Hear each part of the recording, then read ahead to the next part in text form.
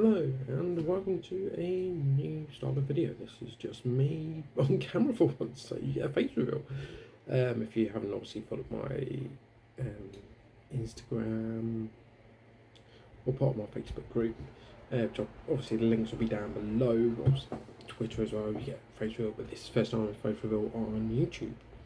So today's video is just a quick way of explaining a couple of bits of equipment that you can get quite cheaply to get you into video recording or into live streaming, so not at a huge cost. Now the Elgatos in UK roughly start about £90 or so. This setup will actually give you a capture card, headset, and also a RCA to HDMI converter, so you can do retro gaming and whatnot as well for all of that for half the price of the Elgato capture card. This is not a sponsored video by any means, and this was all to do with just trying to get you set up on a cheaper budget, in all honesty. So first things first, I'm just going to start here. I've got I will put links in the description below to each of these products. Like I say, it's not a sponsored video. You do not have to buy these. It's always check out the reviews. Make sure you've got a minimum system specification for some of these. At the very least, you will need a USB 3 port to be able to use these. So first things first, we've got the RCA to HDMI converter. So this is a Ghana Mini AV to HDMI. This, for me, there's two different versions. There's a black version, which is £8.99. White version is £5.83. Obviously, it depends on your local currency as to what it will cost. It's powered by USB. And all you would do is you plug in your RCA connectors there. So whether it's from, you can even do VHS to HDMI. So this isn't necessarily for gaming. You can just, you've got a HDMI port that side, plug that straight into your TV. It will convert any of the red, yellow and white connections into HDMI, which is the RCA. You've got the option of 720 and 1080 output there as well. So if you've not quite got a 1080p output reader on your HDMI, so you've got one of the first HDMI TVs that only do 720, this will still work with that. Like I say, you can use VHS. You normally use it for like the PS2 or the PS1 and recording gameplay, or even live stream directly from them consoles rather than using emulators or any other software. It's quite good for that. It means you don't get a delay either, which is great news. I've used it for Mario Kart as well, which is great. So you can use GameCube, original Xbox. You can convert the RCA cables for also the proper retro stuff like the Atari 2600, Commodore 64, the Plus 4, the VRC20, the ZX Spectrums, Mega Drives, SNES, NES. Get the cables for that, and they'll be able to give you HDMI output as well as being able to record the gameplay and live stream it, which is great. Which, yeah, I don't think a lot of people know about the retro side of things, being able to live stream them. Next, I'm currently using it. So I've just done a recording for a Let's Play, still plugged into my laptop. Now this is the capture card I'm using. It's called a Marianne HDMI capture card. Currently £14.99. These are all on Amazon, all under the Prime as well. And that's the thing that will save you the money, because it's £90 for the Elgato. This one's only £14.99. I did purchase another one before this, which kind of, I plugged it in, got one use out of it, and then never worked again. This one I've been using for best part of a year now, and it's been really good. I've not had any issues with it. So I can see myself getting an Elgato in the long run, but if you're on a budget, this one is, I found, really, really great. So just give me a second, I'll just move this. I'm obviously doing this recording on my phone. I've got it all plugged in down here. So I'm just currently connected to my Xbox One. So I've got the Xbox One going into there, so I've got the old Sky Q thing just plugged in the back. Using the old Sky Q cable, HDMI cable going into the HDMI cable. This is connected to a USB port for power. So yeah, you do need power. This cable here is the USB 3 cable. This is what I was talking about before, so I'll try and get that around the right way. So yeah, USB 3, it's male to male connector, so it goes into my USB 3 port on my laptop just there. And then this is the HDMI output to the TV. So this one, yeah, I've had no issues with. It's worked perfectly fine. Yeah, worked perfectly fine, and I have just knocked the HDMI cable out. So, just a second. Make sure I've got no mobs. So yeah, I have literally just the HDMI to the TV, and usually this works. So in 2 seconds, I have just knocked a cable somewhere, which. Seconds, which one is it? It's going to be the one in the back, isn't it? Yeah. Cable in the back of the Xbox. As you can see, lost connection. Fix that. There we go. Just AFK my mob farm at the moment. So, other than that, so I also have a gaming headset as well, which I do use for live streaming and also for the recording. It is an Onikuma gaming headset. It's just plain and simple. Uses the microphone port and headphone socket on my laptop. This one is only 20, I believe it was $22.99 when I got it. This one isn't available anymore, but they've got the next model up, which is available, which is $24.99. This one does light up when it's plugged in. So, 2 seconds to show you. You don't have to have it plugged in. It's a little thing on it. So, 2 seconds. Just grab the port here.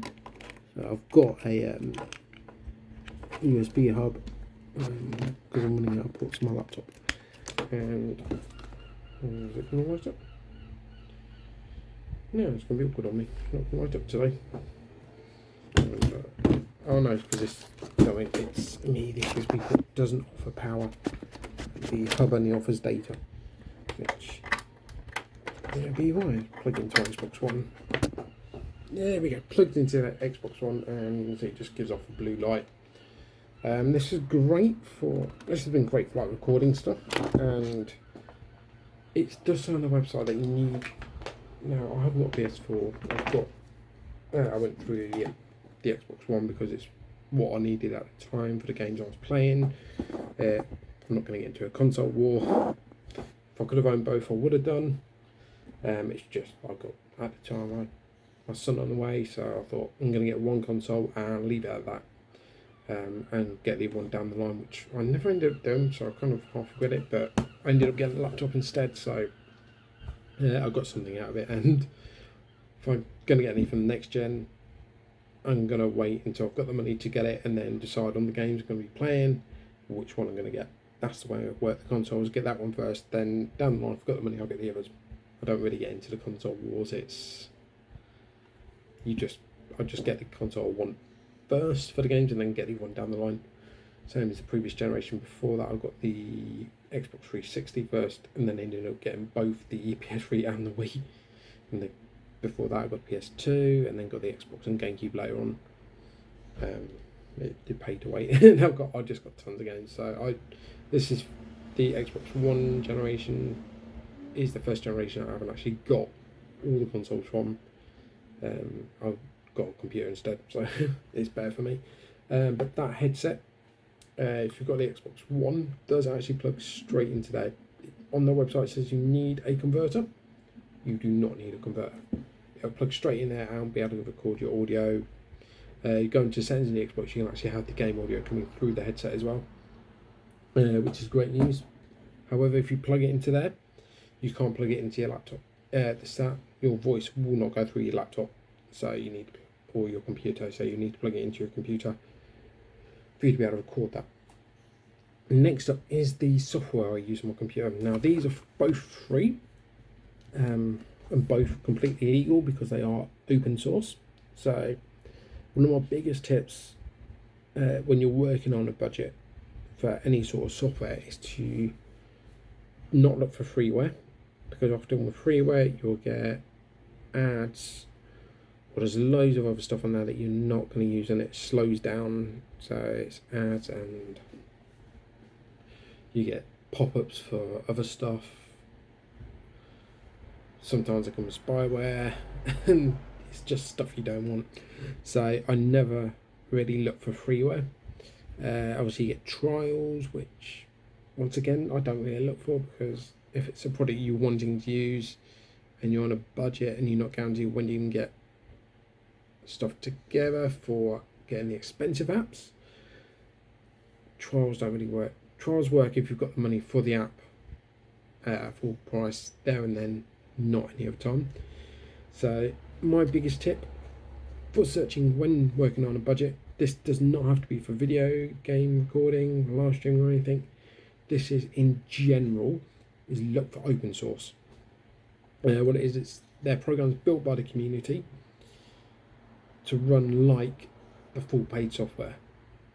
It's one of the things of the computing world that not a lot of people know about. So what I'm currently using is, first one is OBS. Now this is the biggest software in terms of live streaming and recording. So it's quite hot. You can just have a drink. OBS is open source broadcasting software. A link will be down below, so don't forget to click on the link down there to download. This, obviously you can set a gaming source to live stream, or an input source to record from. So say you got webcam, you can use your webcam to record. I've got webcam on my laptop, but I thought I'd use my phone because I think my phone's got much better camera and microphone recording quality. So yeah, the OBS software allows you to record from inputs. Now, lower spec computers, mine was a mid-range laptop, about a mid-range gaming laptop about 4 years ago. So it's still not on the low end of things, it's on the low to mid-range now, and I can still only do MPG videos in it, or AVI. However, if you're looking at having the audio and video recording separately, you need to have a high-end machine to be able to record the MKV format. But mid-range, low to mid, you'll be able to do MPG. Low range, you may not be able to get away with doing anything without it, without any decent quality of recordings. But OBS is certainly the software to use there. Next one I'm using, which I'm currently got up at the moment, show you. This one is called OpenShot Video Editor. Link will be down below. With this software, when I was looking for something, I was looking all over for software that was very similar to Windows Movie Maker from back in the day, which got removed from Windows. And I was kind of disappointed when I discovered that wasn't on there when I needed it. This runs very much like Windows Movie Maker. It's open source. It is very basic, so you can cut, you can fade in and out, do a few basic effects on the video. I've not really delved into it an awful lot. I'm still trying to get my head around video editing. I know it's been almost a year doing it, but it's been just over a year now actually doing it, and I'm slowly getting better and better at doing the video editing. Sorry, itchy nose. And yeah, at first when I used this software it was very slow. A few updates, it's now speeded up quite a bit, so it is something I would recommend. OpenShot if you're trying to work on a budget. Like I say, there's plenty of softwares out there that are freeware, and this one has been one that's stuck with me. It's the only downside I've got to it is when you're converting a lot of photo frames, a lot of images into a video, that is when it runs really slow. So if you've got one where you're doing a lot of photos and converting that into a video, I would recommend doing that overnight. It will be done, it just runs very, very slow, when it's doing that. But other than that, I've had no issues with this software. Next on the agenda, so I've talked about obviously the video editing, the recording and broadcasting. The only thing I was going to talk about is I was experimenting with thumbnails, and this is another software that a lot of people will use if they knew about it. It's another open source one. It's OpenOffice. So if you are looking at wanting to use Word, spreadsheet, context documents, spreadsheets, databases, photo editing stuff, basic photo editing I should say, OpenOffice is probably one of the best ones out there. It will open pretty much all the Microsoft Office documents, and you'll be able to edit and save them.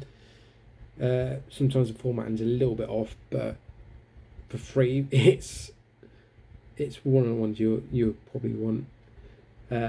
It also has a PDF editor, which you don't get with Microsoft Office, so it's worth looking into OpenOffice there if you're on a budget and wanting to do a text document quite quickly, or editing.